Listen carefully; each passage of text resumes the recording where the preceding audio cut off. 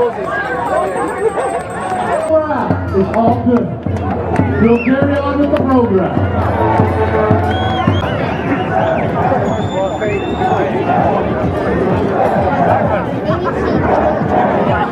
Est-ce que nous souhaitons tous ensemble, en tant qu'être humain, individuellement souverain, faire partie de cette grande humanité? Oui, oui! Et à ce moment-là, il faut accepter notre mission que chacun a, que chaque être humain a, de se lever et de parler.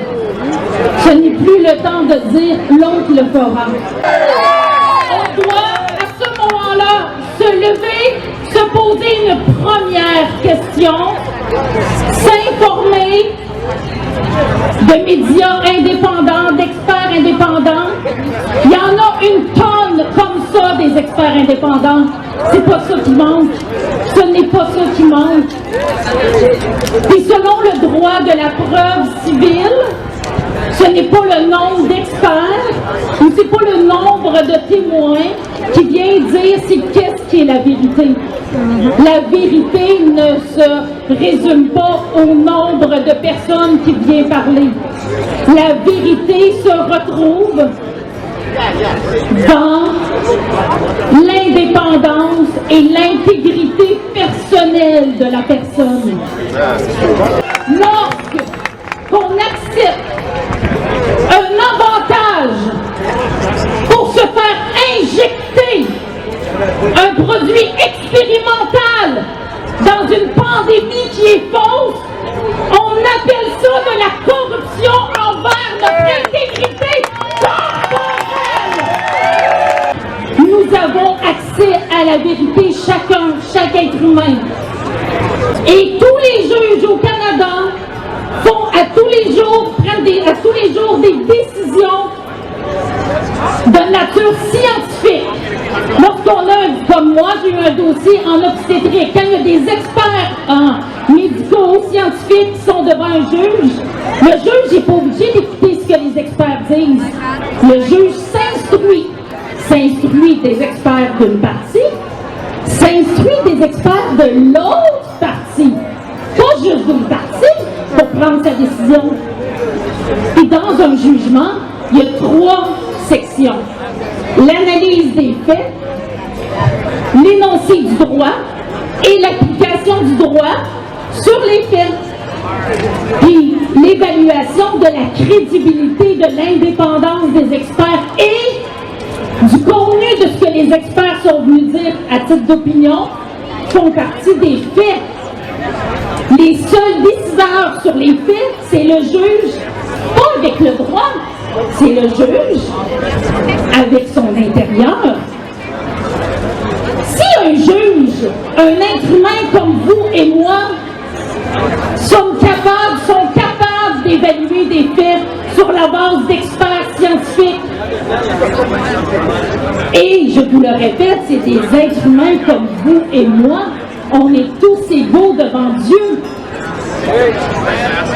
Et à ce moment-là, on prend exemple sur eux, leur méthode, on prend exemple sur les juges et leur formation, on écoute les experts d'une partie et de l'autre, les experts des gouvernements et de l'OMS, les experts du peuple, et on analyse et on écoute notre voix intérieure.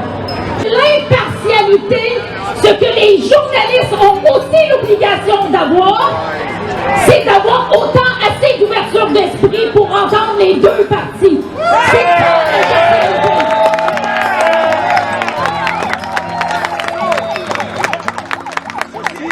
Alors, est-ce que moi je m'aime assez pour écouter ma voix intérieure? Est-ce que toi tu t'aimes assez pour écouter ta voix intérieure? Est-ce qu'on s'aime assez pour écouter notre voix intérieure? On est des êtres humains extraordinaires. Tous les êtres humains, c'est des êtres extraordinaires. On nous fait croire depuis notre enfance qu'on doit suivre la rangée de moutons. Ce n'est pas ça.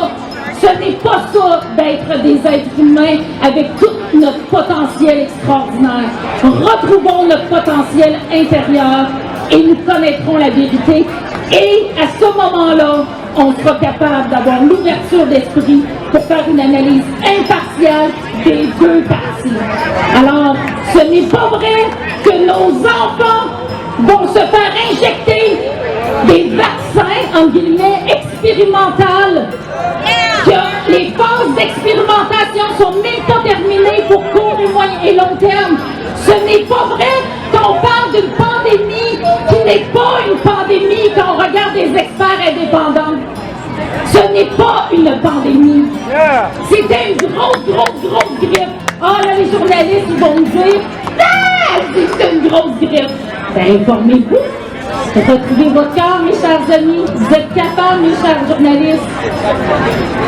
Si j'ai pas été comme ça devant les tribunaux depuis 22 ans, devant des tribunaux qui se devaient d'être impartiaux, ce n'est pas vrai qu'un journaliste va m'impressionner parce qu'il n'aura pas fait ce travail d'impartialité-là, d'ouverture d'esprit et de retourner vers son cœur. Merci beaucoup et au plaisir. À un moment donné, vous êtes tous responsables. Everybody's responsible of themselves. Stand up! Everybody, please stand up!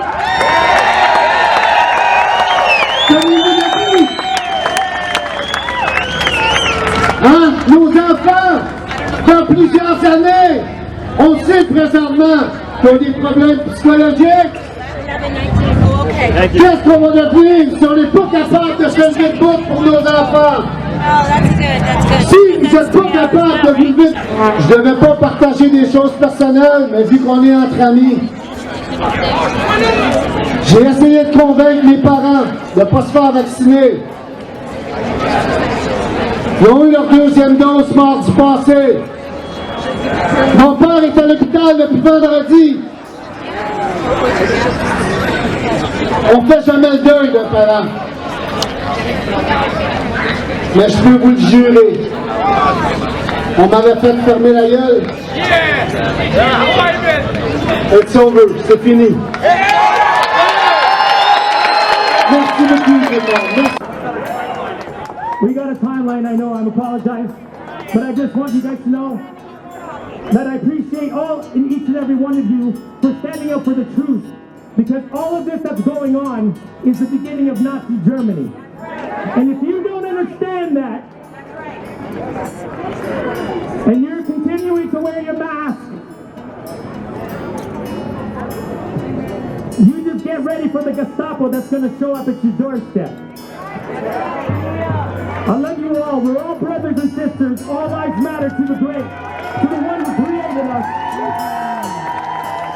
And I love you all. Thank you. We started the End of Lockdown Caucus with a few people that are here today, like Maxine and Derek and Steve and Daryl. And we grew from a small group, and it's growing every day.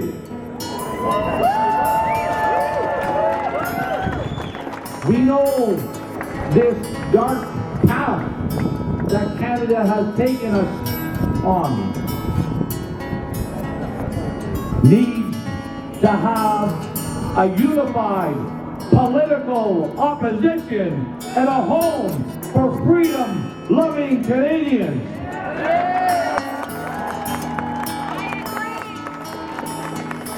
We're building that. We're building it with your support.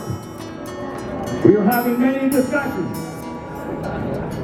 I hope soon, God willing, we find a way to give every freedom-loving Canadian a home, whether it's in municipal, provincial, or federal politics, someplace where you can cast your vote, where you can speak out freely and know that you'll be respected and that our elected representatives will not just be politicians, but they'll be men and women who stand on integrity and who do what they say they're going to do.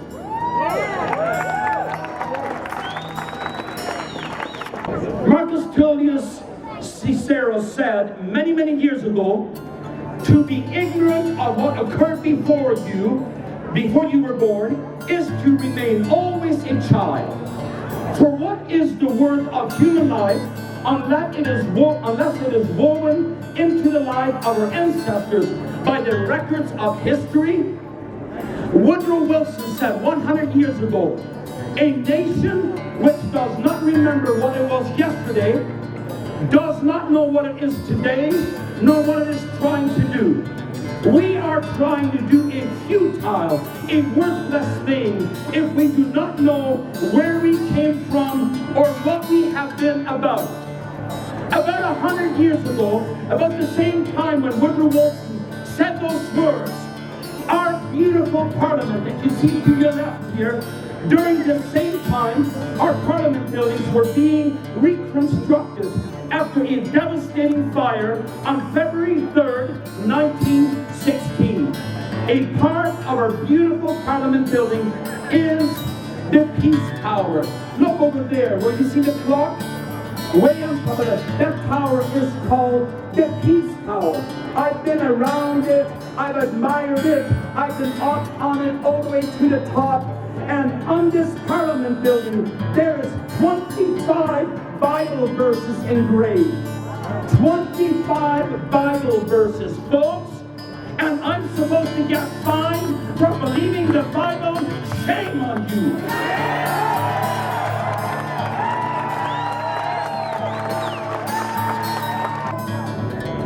My main message today for you is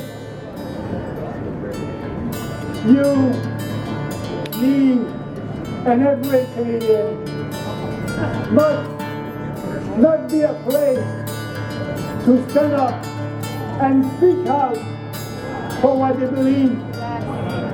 The more people will speak the truth, the more people will be with us, the better it will be for us, but the better it will be for our country, and we will have a freer and a more prosperous country. Yes, a freer and a more prosperous country.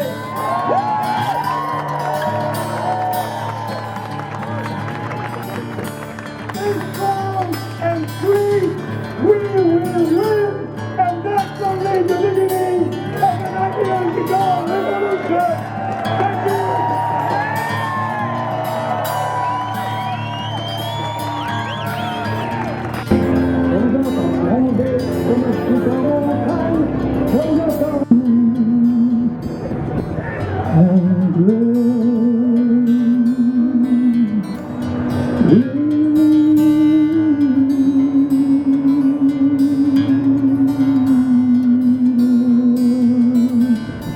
Oh